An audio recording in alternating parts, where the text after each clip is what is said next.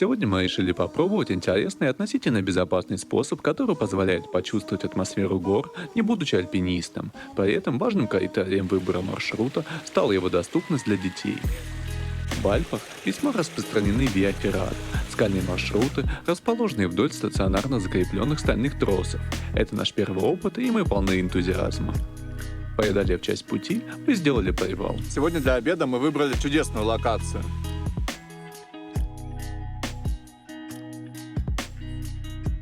На территории Фриули, Венеции и Джулии порядка 40 виа-феррат, в основном высокого уровня сложности. Такие трассы требуют специального снаряжения и навыков. Ремчик, ты знаешь, что такое виа-феррата? Да, это дорога, чтобы пройти которую нужны стальные мышцы.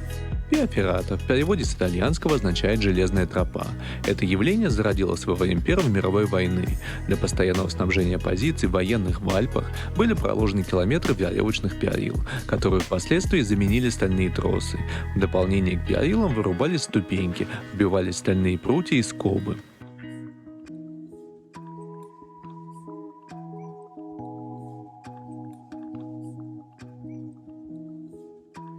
Опа!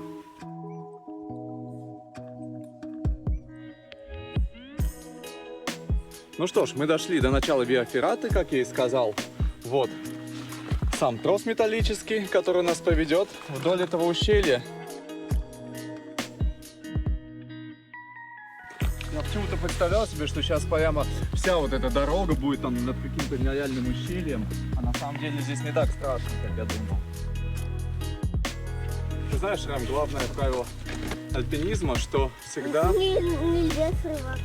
Не-не-не, ну это понятное дело, что всегда при любых обстоятельствах должна быть точка опоры. Пойдем. Только я сейчас подумал, как мы отсюда выбираться будем?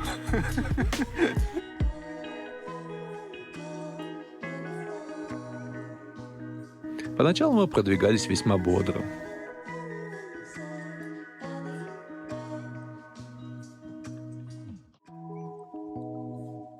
Оператор, аккуратно держись. Внезапно тропинка оборвалась, и феррата превратилась в лестницу на отвесной вертикальной стене. Вот тут-то мы остро ощутили нехватку страховочного оборудования.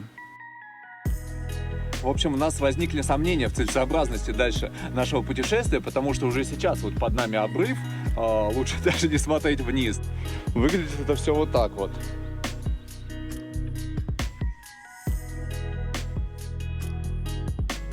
Ну что ж, мы опять находимся у самого начала трассы. И в нашем случае это ни в коем случае не проигрыш, а победа здравого смысла.